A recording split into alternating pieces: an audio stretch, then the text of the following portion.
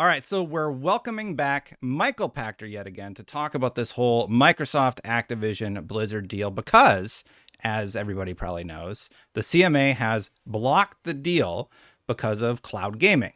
So is the Activision deal dead or at least on life support right now with this new update? Also, welcome back and hello. Well, oh, thank you for having me and hello. Okay, so a lot of things can happen, but the UK blocking a deal doesn't mean that it's dead. And I think that most of the people who have been opining on this, who are lawyers or who are M&A experts, are speaking from past experience that most companies don't want to antagonize the UK. The UK is an important market for them. So if the UK blocks a deal, technically you can close a deal everywhere in the world but the UK and you carve out the entity that you're acquiring, keep it separate of the UK. Companies don't do that because they want to continue to do business in the UK. And so there's some concern, like let's pretend that Coke and Pepsi merged or something, that somehow neither would be able to sell in the UK if they didn't honor the UK's, prohibition against their merger. And we could argue that Microsoft derives a lot of revenue from the UK. I am skeptical that the UK is as vindictive as these M&A experts are making them out to be. So the simple answer is Microsoft can close the deal once they get approval from the EU and the FTC, and they can carve out the UK entity. And a couple of ways they can do it. They could run Activision Blizzard as a separate UK entity, Activision Blizzard UK PLC, and then just say, here's an independent board for the UK operation. They will run Activision Blizzard in the best interest of its shareholder, which will still be Microsoft, but they won't do anything that will be anti-competitive. The second easier way to do this is to carve out Game Pass in the UK. So the prohibition is because the CMA, Competition and Markets Authority, said that Microsoft is fine from a console perspective buying Activision. So the deal is fine. It is not, this is double negative, not anti-competitive. So it doesn't lessen competition. So if it doesn't hassle anybody on the console side, close the deal. And then carve out Game Pass in the UK, which is pretty simple, and run Game Pass as a separate entity. Then, to your heart's content, put Activision content on Game Pass everywhere else in the world and tell the UK gamers, you're screwed, you don't get it because your government is stupid and they're hurting you. And that's a slam dunk winner for Microsoft in the court of public opinion. So those are the two ways to do it. Now, I think that the reason for the heavy skepticism about the deal is that the average M&A expert is saying, well, if the UK won on this issue, so will the EU and so will the FTC, and they'll block it as well. And what that ignores is that the cloud gaming services market that the UK has identified as this nascent emerging market isn't profitable and isn't big right now. I think Newzoo, who I don't respect very much, estimated that it's $8 billion in revenue. I'm not sure how they're measuring it. The truth is that Microsoft only charges $120 a year for Game Pass. The $15 subscription price includes Xbox Live Gold. So that's something that's separate, has not cloud gaming services at all. That's just access to the servers to play multiplayer. So at $120 a year, a year, and I want to make sure I'm doing this right. 25 million people at $120. Microsoft's making exactly 3 billion. Sony is even cheaper, and they have twice as many. So arguably they're the 5 or 6 billion. So I think that's where News is getting the number, that these two guys combined are about 8 billion. That's probably right, but they don't really give you anything. I mean, Sony, PlayStation Plus gives you some catalog games.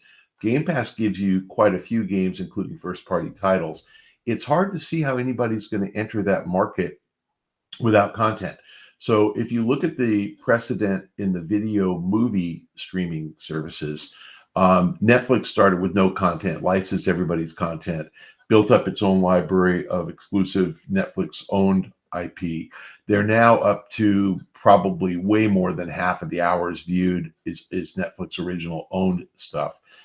They have a couple of categories of originals that they license, like Peaky Blinders. They don't own it, but they call it original because they license it in the US. It's the only place you can watch it in the US.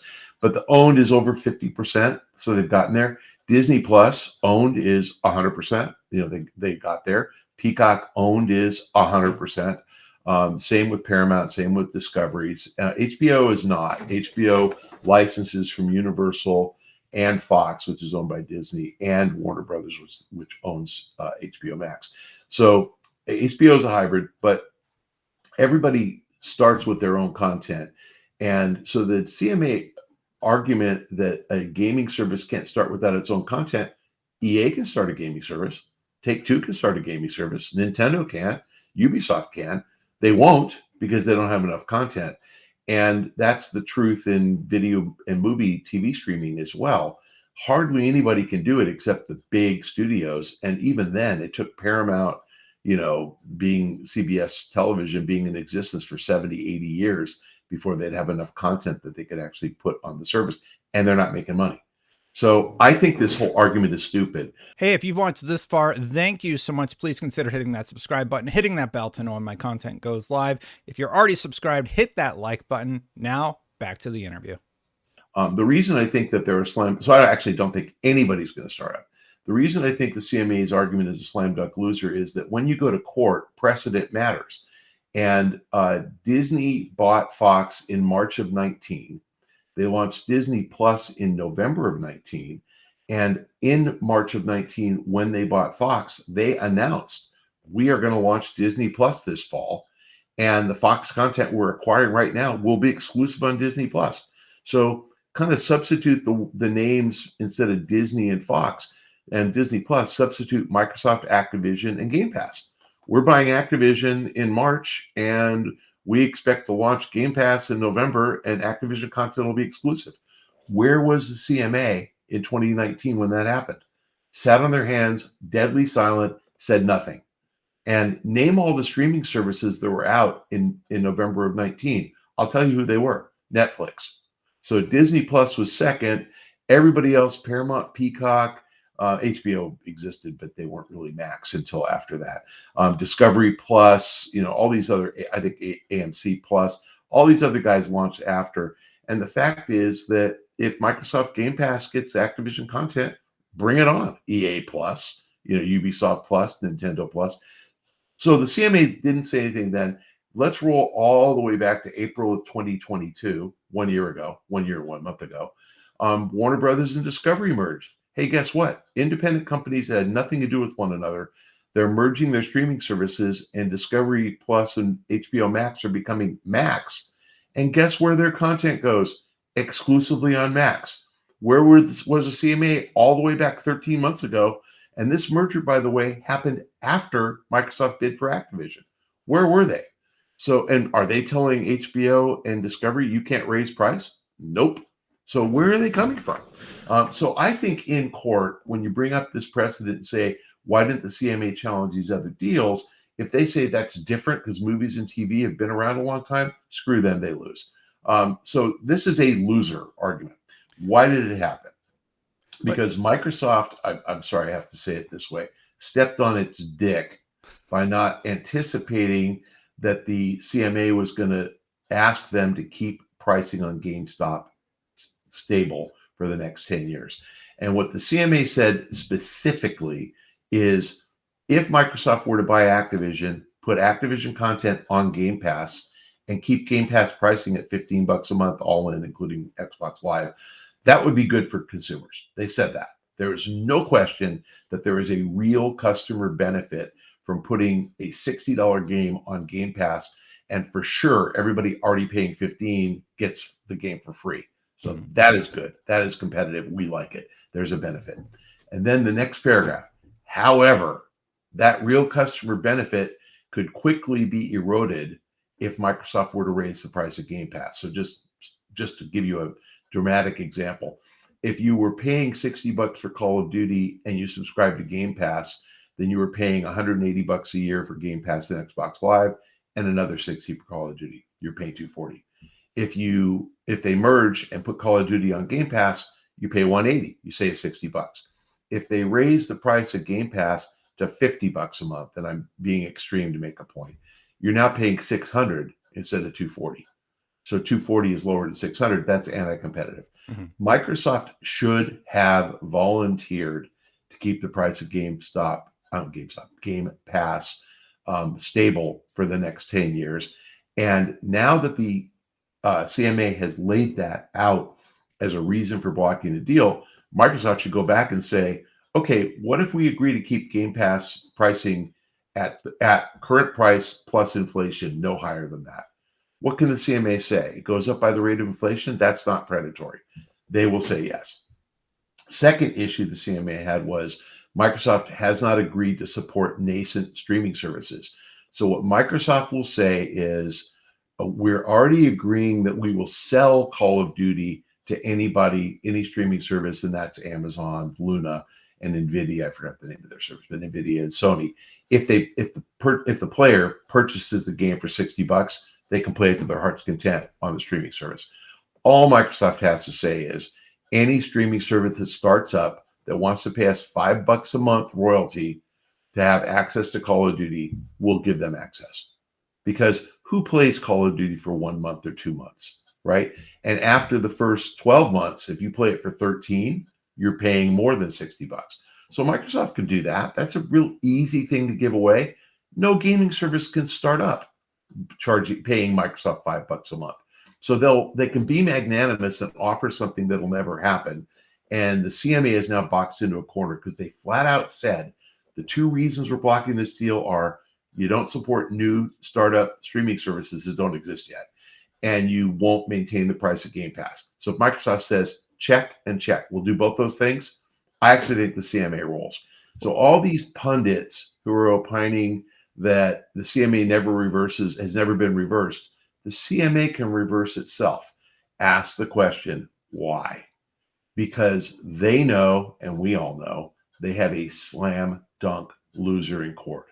Would they rather win get concessions from Microsoft now, get them to bend the knee, kiss the ring, and pledge fealty, or would they rather drag this out for 2 or 3 years and lose anyway? And oh, by the way that Microsoft wins is carve out Game Pass and don't let anybody in the UK have any Activision content on Game Pass, so the UK looks really bad while they're litigating. So the open question is, what does the FTC do? What does the EU do? My understanding is the EU is imminently going to approve the deal, no conditions, May 22nd. That's this month, 3 weeks from today. Mm-hmm. The FTC has already sued, but as I said, slam dunk loser. So I frankly think Microsoft can agree to the CMA requests. The FTC is going to fold as well. And I think when the FTC and EU fold, Microsoft carves out Game Pass, makes the CMA look bad, they cave. So I frankly think this deal is closing in the next month or so. In the next month or so? I do. I mean, unless Microsoft can't get their shit together and can't come up with all this genius that I just told you. If I can come up with this the morning of the deal announcement, they should come up with it after reading my note at a minimum. So my question is, they were in court forever. They were going back and forth about like what they needed to offer, what they needed to change. Why wasn't this in the original filing? Like, did they just Idiots. They're just idiots because they're negotiating with lawyers who don't understand the industry, and apparently nobody anticipated that the CMA was going to worry about pricing on Game Pass. And the crazy thing is, if you look at Netflix pricing, it was $9.99, 10 years ago. So in the last 10 years, it's gone from $9.99 to $15.49, which is, 55% price increase. But what's inflation been the last 10 years? Like 30? So it's barely gone up, right? And if you look at how Netflix prices globally, they lower price wherever they need to drive subscribers. Microsoft's incremental subscriber to Game Pass, the next guy, costs them nothing. Costs them content delivery fees, period, which might be $2 or $3 a month. Obviously vary based on your usage, but it's not $15 a month to deliver streaming to people. Like, it's just not. So, and especially because Microsoft Azure can backbone that. So it doesn't cost very much. Let's say $2, $3. An incremental subscriber to Game Pass is $12 a month profit. So why would they raise the price? Why would they screw the 25 million existing subscribers when they want to grow to 200 million? And the answer is they won't. So I think in their heads, they never intended to raise price. Mm-hmm. I think the CMA never raised the issue with them because they expected Microsoft to volunteer they wouldn't raise price, and it fell through the cracks and nobody said anything, which is bad lawyering. The lawyers should have said, what about pricing? Let's throw that in there. And they're not negotiating like sitting at a table negotiating. They're negotiating with filings flying back and forth. The CMA never raised the issue of pricing until this most recent Until they prohibition. blocked it. Yeah. That's So nice. it's really just bad lawyering on all sides. I mean, you've got to anticipate this stuff. And the key to getting deals done, I did M&A for close to 20 years before this job. The key to getting deals done is finding a mismatch of expectations. And the expectation on the CMA side is Microsoft's going to jack up the price on Game Pass. The expectation on Microsoft is, no, we're not. So the CMA is like, they're going to do that because it's really important to them to gouge the consumer and charge $50 a month. And Microsoft's like, we're never going to do that because it's really important to us to grow from 25 million to 200 million. So we have to keep pricing low. And so there's a mismatch. They are looking at each other differently. And Microsoft's like, oh, we can give this up and it costs us nothing. And CMA can say, we can win this issue and we win immensely because it matters so much to Microsoft. Mhm. So it's a mismatch where Microsoft gives it away, it costs nothing. The CMA wins it. They're heroes. And so that's why the CMA has set this up. If the CMA is going to block it and say, we hate this deal because we just think that it's anti-competitive and we need startups to have access to content forever, Microsoft would have nothing to do. The interesting thing is the CMA flat out said, in our infinite wisdom, we have concluded Activision was highly likely to license its new release content to streaming services in the future.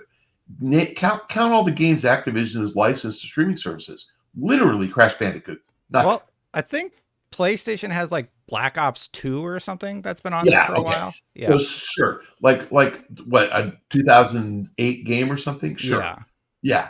I'm saying Activision licenses deep library and nothing else. So the idea that they would license Call of Duty new release to anybody else, no, never. It was never going to happen.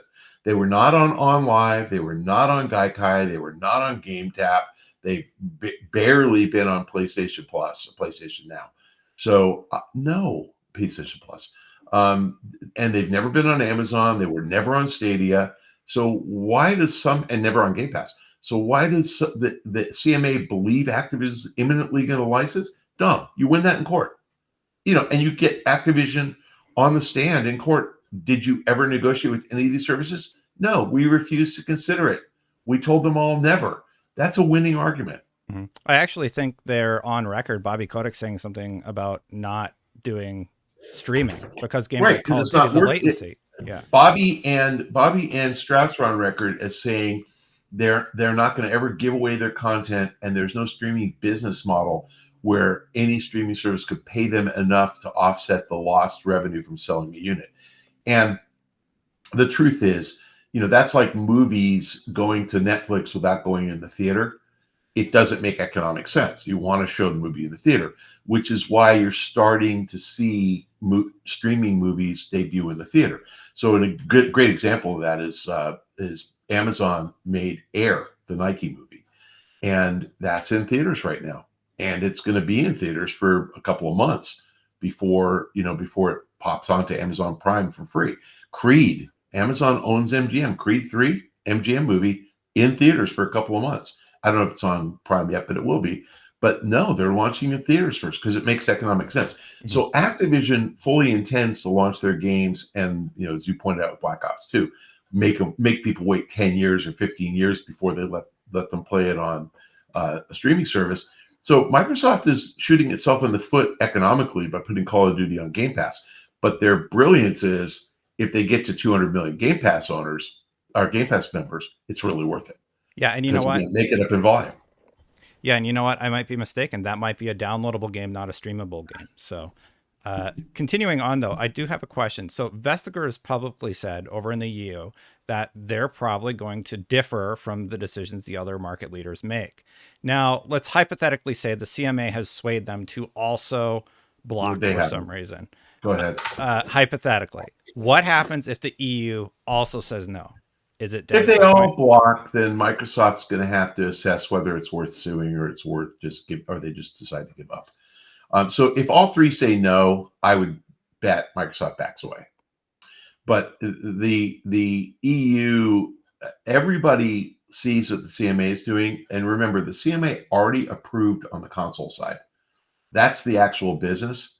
So the EU would have to follow the CMA to the letter and say we're worried about streaming, and the FTC would have to follow the CMA to the letter and say we're worried about streaming. In which case, I actually think Microsoft closes the deal, keeps Activision content off of Game Pass pending the outcome of lawsuits, and then trounces all three in court. And that just delays showing up on Game Pass for literally a few months. They'll win in the FTC. That suit is this year. The August. first hearing is August, right? And that'll be resolved by December. So I think they would sue and win here, assuming all three just follow the CMA and say console clean and Game Pass is the only thing we worry about. Then they win here, and it's on Game Pass here. They win in the EU, which again, hypothetically, EU is not going to follow the CMA. The EU thinks the CMA is stupid, as do I. The EU is not stupid. So they win there. Now Call of Duty is on Game Pass everywhere except the UK, and UK gamers are screaming every day, how come we have to pay for this? It's not fair. And what will happen is, Game Pass will go from 25 million to 200 million members in the next 10 years. And the UK membership will go from 4 million to 4 million because they're not getting any content. And that's even more evidence that, they're screwing the UK. How long will all of this take? I think you said next month. You think 1 month and it kind of all falls into place by like okay, May 22nd? When you give me the hypothetical, I'll give you the hypothetical. What if the EU on May 22nd says the deal's cleared? Then we have to wait for August for the FTC thing. I don't think you do. No, I think Microsoft notifies the FTC they're going to close anyway. Too bad. And legally they can do that. So if the CMA blocks, they can. EU approves, and I know they can tell the FTC we're going to close anyway. They do that at that point? Yeah, I think what Microsoft would say is we're going to close anyway. We will keep we will keep Game Pass without any brand new content, any Call of Duty new content until we resolve our issue with you, but we're going to close because that's the only issue you could possibly object to. And we're going to launch Call of Duty on Game Pass this fall everywhere else in the world except UK, US. And by this fall, they'll finish the lawsuit in the US and it'll be here too. I mean, that's the easiest thing for them to do. But the open question is what happens to Activision catalog content? And I think what they could probably do is have some kind of transfer pricing that just says, and Microsoft has transfer pricing on Game Pass right now anyway, which is, remember I said it was $10 a month for Game Pass. It's not really 15. The 10 is divided up 65-35, and it might be 70-30, but I think let's call it 70-30. Microsoft takes 70% of $7, and then they count how many minutes people play games. So if publisher XYZ licenses, game ABC to Game Pass, and it takes up 10% of all minutes played, then they take 10% of $7, and that publisher gets 70 cents a month. And again, varying each month based on the time. So Microsoft could say, okay, we're going to put Game Pass, all Activision catalog content on Game Pass, and we're going to have an imputed transfer price of that. Any new streaming service, you can pay us the same. So if a new streaming service launches and says, we want last year's Call of Duty or 5 years ago Call of Duty, great. If it's the only game you have and people spend all their time playing it, give us $7 a month. We'll take it. They're not going to do it because they can't make the math work, right? But that's what Microsoft can do, and nobody can say anything, including the UK. They can't say a word. So I really think you can get catalog content on there. And again, how many units of last year's Call of Duty does Activision sell after this year's launches? And the answer is none, peanuts. So make them wait a year, put 2-year-old Call of Duty on, and 2-year-old, 3-year-old, 4-year-old, 5-year-old, and Game Pass is immediately very valuable. So there's plenty of things they can do to flip off the FTC and the EU and the CMA. There was a line that a lot of people locked into for the cloud gaming profits, where Microsoft keeps all the profits basically if people buy things. Are you able to elaborate any more on why that would be a concern or different from market standard? If people buy things where? On cloud streaming services, apparently Microsoft keeps that revenue, all of it. No, so the way that what Microsoft said is they would license any title to any cloud gaming service for free if the consumer buys the game. So that's like saying if you buy Call of Duty to play on PlayStation, you can have your console fee, whatever, but we'll keep the profit from that, and people can play it on PlayStation Online, PlayStation Plus, PlayStation Now, whatever it's called, as much as they want. It's the same thing. So Google Stadia, that was their model. They're closed now, but their model was you buy a game and bring it here, and then we're going to charge you $15 a month to access it. Nobody wanted to pay that, so they failed. Amazon Luna kind of looks the same way. They don't have a pricing model, but buy your game and play it here.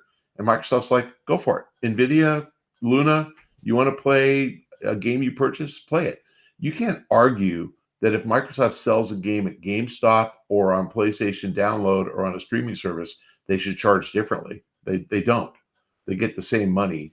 And again, the console royalty, Microsoft's basically saying if you bring your own game, it's like you bought it from our store. So we're the retailer, and then you can take it with you. Just like if you buy Call of Duty in a physical form, can you take it to my house and play? Yes.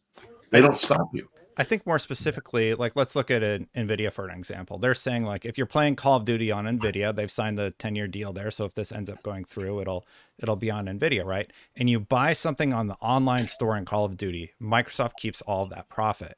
Why is that an issue to the CMA? Can't be. I mean, they may have raised it, but it's not an issue. Again, it's no different than if you play it. What Microsoft's saying is you buy it on the Microsoft store, you can play it on Microsoft. Maybe the CMA thinks they should put it on the NVIDIA store. And to be fair, maybe Microsoft will. Like, they don't actually care if you buy it on PlayStation or Xbox or Steam or at GameStop. And each retailer gets a share. And so if NVIDIA wants to retail the game, I think Microsoft would give them a share. I'm sure that the CMA raised this issue because they don't understand how Microsoft would price it. But remember, we're imagining what's going to happen on an NVIDIA service that hasn't even launched yet. Yeah. So it's like if NVIDIA wants to have a store, Microsoft will sell it there. And if NVIDIA wants to keep 30% for selling the game, Microsoft will give it to them. I mean, Activision gives Sony 30% for selling on PlayStation. It gives Microsoft 30% for selling on Xbox. It gives GameStop 20% and Sony Microsoft 20% for selling a physical disc. So Microsoft will license it for 70% of the store revenue. They don't care. They really don't care. Let's pull back from just Microsoft and talk overall industry. Activision has said they need to reevaluate their business. Microsoft, Brad Smith, obviously very unhappy about the outcome with the CMA block. Is this sending a message to the wider market that the UK is closed for business? I think that if the CMA were to dig its heels in and not negotiate, yes. If the CMA digs its heels in and doesn't negotiate and says they're worried about the future and what could happen, which, by the way, is never going to happen. Streaming video services are stupid. So gaming streaming services are equally stupid. Protecting an industry that doesn't exist. Why doesn't it exist? As I said, GameTap in the 2000s and Gaikai on Live earlier this past decade, on the teens. Why would anybody try when all those failures, Stadia failed? So the UK is just being really, really stupid. That's closer business. If they're going to block a deal based on what might happen in the future without understanding it, yes. But they're not going to. That's why I said they sent this signal so that Microsoft can quickly come back, concede the two issues they raised, and then the UK can run a victory lap and say, not only are we open for business, but we're protecting the consumer at the same time. So I expect, Brad Smith saying the darkest day in Microsoft history. What a stupid comment. Yeah. Bobby Kodak's comment about unreasonable and whatever, arbitrary, all those are the words you have to use to win in court against the CMA. So they were just repeating the words that you have to do to overturn a decision. Yeah. Some of Kodak's comments indicate to me, I'm like, that doesn't seem like you're playing very nice. Like, how are you going to go to the table when you're saying basically like they're not doing their job correctly? Now, you can't win unless Yeah. you prove that they're being arbitrary and I forgot the words, but the legal standards arbitrary, capricious, and they are. I mean, they're like I said, the proof that they're arbitrary is they let Fox Disney happen and they let Warner Brothers Discovery happen. So arbitrarily, why pick on us and not them? That's wrong. If you prove that they are applying the rules unevenly, you win. You can't let those guys do it. Now, it's not the same thing as saying, well, OJ got off, therefore I should be able to murder somebody, right? That's different. Or they didn't charge somebody for a crime, but they charged me. That's different. This is a regulator, and those two deals were giant. They weren't little tiny deals. So it's one thing if I was bringing up a $10 million acquisition that they chose not to deal with. But Disney Fox was $54 billion, and Warner Brothers Discovery was at tens of billions of dollars. So you can't argue that the CMA didn't know about those or overlooked it. And they have identical issues that the CMA chose not to raise. So again, I think the CMA, that is slam dunk proof of arbitrariness. So it's very easy. That's what Bobby's statement was really basically saying that. I'm just, again, amazed that these lawyers haven't yet mentioned Warner Brothers Discovery or Fox Disney. Again, they're not very smart because they don't understand the gaming industry well enough to know that it's just like movies. It's the same entertainment medium. Yes, I know it's interactive, but you're still spending a lot of time enjoying content for a fixed price per month. And the easiest analogy in the world is Netflix, Disney Plus, and HBO Max. And they didn't make that, which is just dumb. They will in court. With the original, as a consultant, I'll make them do it. With the original block, we heard from Jim Ryan right away, sporting the CMA and everything. I expected a comment imminent after this CMA announcement that they blocked the deal from Sony in some capacity. We've heard nothing. So 2 questions. Why no comment? And follow-up would be, how do you imagine Sony and PlayStation's feeling about now? Oh, I mean, it really depends on how bad their advisors are. If their advisors are the same knuckleheads that think the deal's dead, then they feel great. If they're realistic and understand it the way I understand it, then they know they're going to lose, and this is just prolonging the inevitable. So I don't know. I don't really care how they feel.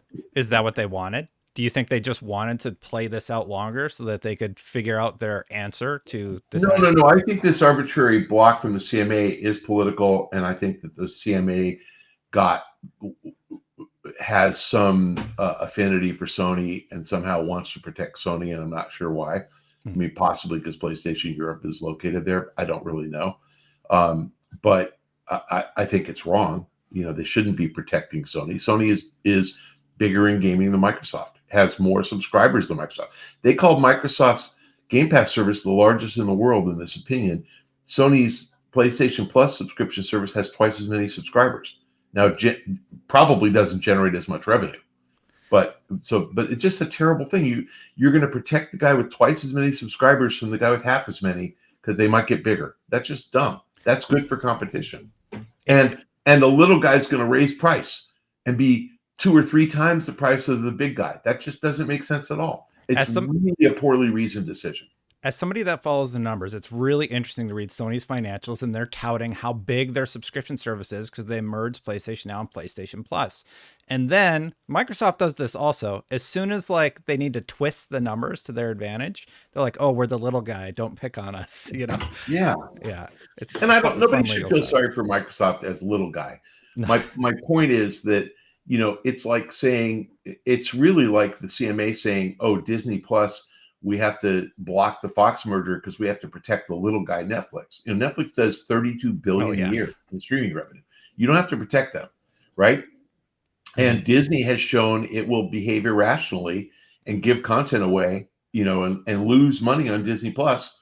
How is that bad for consumers? If you subscribe to Disney Plus, what a value you're getting.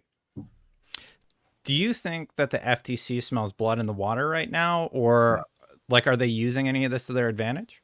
No, they don't have the difference I think between the FTC and the CMA is the FTC is rational and they are overtly uh, um, honest about when they are doing something that's wrong.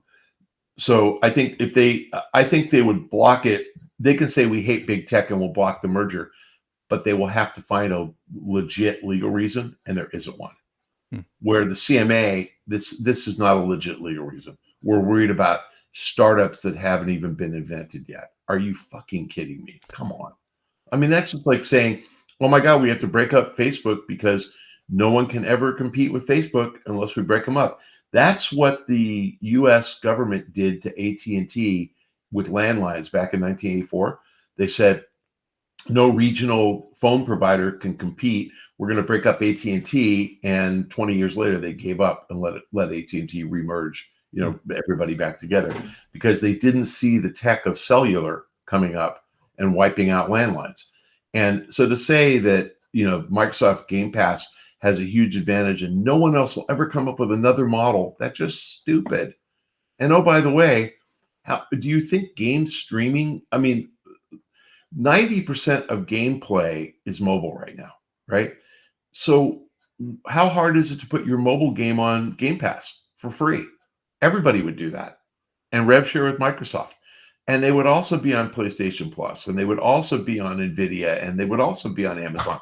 So where is the access issue? Call of Duty at, let's call the console version $2 billion a year, and it's not that big, is way less than 2% of the gaming market. How is that a competitive advantage that no one can overcome? I'd be more worried about Candy Crush, being exclusive on Game Pass, and it won't be. So my point is Microsoft can agree, we'll put everything on any service, all our free-to-play games on any service. What if you're a World of Warcraft subscriber? Hey, wait a minute. You're already paying us $15 a month. For the same $15 a month, you get World of Warcraft and everything else on Game Pass. How is that bad? They're just not even a mention of it from the CMA. So go into court and explain that to a judge and a jury, and you win. You just win. Yeah. And it's not that hard to explain. If every idiot gamer understands this when they hear me say it, then every juror in the world and every judge would understand it. It's just the lawyers can't explain it. I think most gamers understand what you're saying, but a lot of people are really tied up with saying that this is actually going to be damaging to the industry. I don't really understand that perspective. I've tried to figure it out, but to me, this will drive competition. The PlayStation fanboys are worried that the PlayStation is going to go away because Game Pass makes a console irrelevant to play a game, not to play multiplayer, fast, low latency, but to play a single player game. You don't need a PlayStation ever again. And so the PlayStation fanboys are adamant that this is going to kill PlayStation, so it's not fair. The Xbox fanboys are adamant this is going to help Xbox, so we love it. And they're both stupid. Okay, they're both wrong. Consoles are gone. They are going away. It might take 25 more years, but if you don't need to buy a console, why would you, right? And so it's like playing a game on any screen is good because anybody with a screen and an internet connection, which could be your 5G phone connection, that's good. And it doesn't hurt anybody. It helps people who want to play games that don't have the money to buy a console. Now, you'll still have consoles because the latency will be near zero on a console. So there still will be people who buy it, but that market's going to shrink over time. And the good news for the console player is instead of 25 million, people active playing Call of Duty, there's going to be 200 million people active, and we can kick their ass because they have latency and we don't. That's great. So it's good for everybody. The guys who think it's bad just don't understand it. I will say the one firm that gets hurt badly by this is PlayStation because they will sell fewer PlayStations. And imagine if Nintendo emulates this and says, we're going to do the same thing with Nintendo content. We're going to make it available for streaming on any screen through an internet connection. We're going to create our own, Nintendo, what's that thing called? The Nintendo Store. Nintendo Online or whatever. Yeah, whatever it's called. We're going to create our own thing. $5 a month, $10 a month, $15 a month. Play every Nintendo title ever made. How many people will play that? Well, the answer is a lot. How many people saw the Nintendo movie, $1 billion box office? I mean, at least 100 million people have seen it so far. That's more people than play Switch games. So if you get 100 million people to pay you $5 a month, that's a pretty good business. Nintendo will kill if they do this. They'll crush everybody. So you know why Sony can't do it? Because they won't put their content on, and because they're stuck in their old model. The reason Nintendo won't do it, stuck in their old model. Everybody wins if they aggregate content and try to be like Netflix. Microsoft's doing it first, and the CMA is wrong. Consumers win because everybody will emulate, and ultimately the consumer wins even more. Last one for you. Have you adjusted any of your analysis of Activision stock or Microsoft stock because of this outcome? I don't cover Microsoft, and Activision stock without the deal is still worth $95, so it doesn't really matter. Game multiples, gaming company values are depressed right now because the average investor thinks the economy is in a recession. No one's ever going to play games again. They're just convinced that games are a fad, and this happens every several years. Happened in 2008, it happened in 2011, it happened in 2017. They get really excited about the latest thing, which was esports and was streaming and was digital downloads back in the 2000 aughts, and they keep thinking there's a new way the game companies are going to make money, and they get really worried about new things like Fortnite. Oh my God, nobody will ever play console games again because they're all going to play Fortnite. Or mobile. No one will ever purchase a console game. And I literally had an investor who showed me FIFA Mobile and FIFA console, and he said, how would anybody ever buy the console version? This is literally like 2011 or 12. Why would anybody buy the console version? They could play it on mobile. And I go, well, because the mobile version has 6 people on each side, or maybe 8 people on each side. And he goes, how many are in the console version? And I went, 11. Like the guy didn't even know how soccer worked. And he goes, why are there only 8 in mobile? I said, because the screen's too small and you can't control all the players, and it's a completely different game. What's FIFA done since 2011 or 12? This guy was shorting EA down to 0 because he was convinced the mobile version would keep anybody from ever buying the console game. The average investor does not get it. They don't understand. So what's great is that since all those concerns happened, most of the companies have kind of dropped their reliance on esports as a profit driver. They've all embraced mobile to varying extents. Obviously, Nintendo's not very good at it. Ubisoft's not good at it. But Take-Two bought Zynga. They're great at it. EA bought Glue. They're pretty good at it. Activision bought King and started rolling out Blizzard. They're really great at it. So the point is, we are spending more time playing games. Game Pass getting more games to people without a console, that's good for the industry. And ultimately, if once Game Pass has 200 million subscribers, do you think Ubisoft and EA will license their games to them? Of course they will. It's really a good business for everybody if there's that much money flowing around. So ultimately, gamers win because there'll be more of them, and the core gamers can kick the crap out of the new gamers. And new gamers win because they get access for less money. That's good. And the publishers win because they're expanding. The analogy to this is exactly the same as movies in the 1940s when you could only watch them in the theater. And so the biggest box office movie ever, Gone with the Wind or Wizard of Oz or something, maybe had 100 million people who saw it, 200 million people who saw it. Now you get these movies, that do $2-3 billion, and they have 200 million see it in the theater, and another 200 million see it on pay-per-view, and another 200 million see it on streaming, and another 200 million see it on TV. So I'm sure that the film Avatar had at least 800 million people on the planet see it, maybe 1 billion or 2 or 3. I'm sure Avengers had 1 billion or 2 or 3 billion people see it.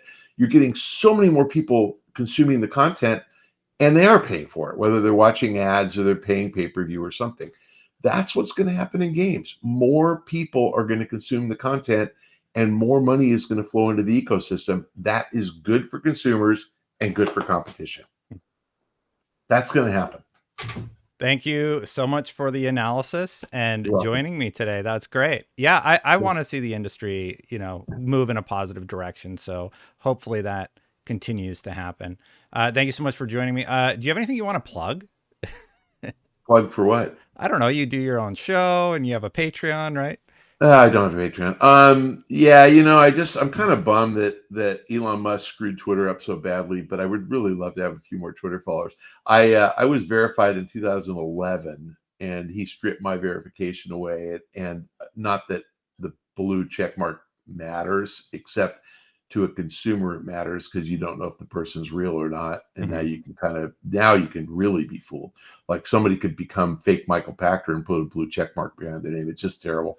But I would love to get a few more followers. But if you're a Trumpy person, don't follow me, because I'll just make you want to shoot yourself, because I'm not a big Trump fan. Okay. Other than that, though, I'm entertaining and enlightening.